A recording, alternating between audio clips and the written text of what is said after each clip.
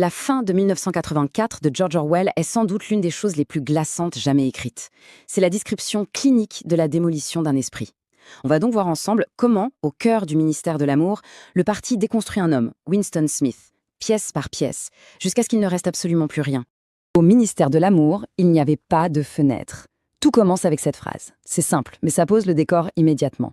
Orwell nous enferme avec Winston dans un lieu conçu pour désorienter et briser. Pas de jour, pas de nuit, aucune prise sur le temps. La seule et unique réalité, c'est celle que le parti décide d'imposer.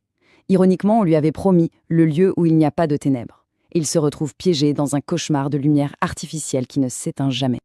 Alors, comment est-ce qu'ils s'y prennent pour guérir Winston? C'est un processus en 3 étapes bien précises. La première, ils appellent ça l'apprentissage. Mais attention, ça n'a rien d'intellectuel. L'objectif, il est simple, il est brutal. Il s'agit de briser le corps pour ensuite pouvoir s'attaquer à l'esprit. Dans les cellules, Orwell nous montre un contraste qui fait froid dans le dos.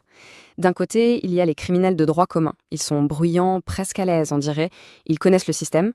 Et de l'autre, les prisonniers politiques. Eux, ils sont silencieux, pétrifiés de peur. Et pour cause, pour un crime par la pensée, il n'y a pas de règle, pas de limite à la punition.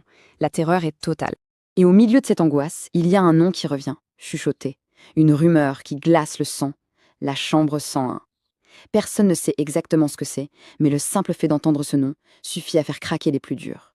Orwell installe déjà cette menace d'une horreur absolue, mais encore totalement inconnue. Et là, c'est le choc. O'Brien, cet homme que Winston pensait être un allié, un membre de la résistance, entre en scène. Mais pas en sauveur, non, en tortionnaire. Le premier coup de matraque est une véritable révélation. Et avec lui, une leçon, la vérité fondamentale du parti.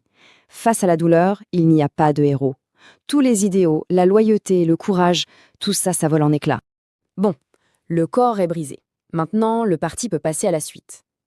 La deuxième étape, la compréhension. Là, il ne s'agit plus seulement de faire mal, il s'agit de rééduquer l'esprit. Une forme de torture psychologique bien plus sournoise se met en place. C'est O'Brien lui-même qui expose sa méthode, froidement, comme un médecin. Ce n'est pas de la violence pour rien, c'est un protocole. D'abord, l'apprentissage, par la douleur. Ensuite, la compréhension de l'idéologie du parti. Et pour finir, l'acceptation. L'acceptation totale, au plus profond du cœur. C'est ce côté méthodique, presque scientifique, de leur tyrannie qui est le plus terrifiant. Et l'objectif final est absolument dément. Le parti, il ne veut pas juste tuer ses opposants, comme les dictatures d'avant. Non, leur ambition, c'est de les convertir. Ils veulent s'emparer de l'esprit, le vider complètement et le remplir avec leurs propres idées. L'opposant doit se renier lui-même, sincèrement, avant d'être éliminé. On arrive maintenant à l'une des scènes les plus connues de toute la littérature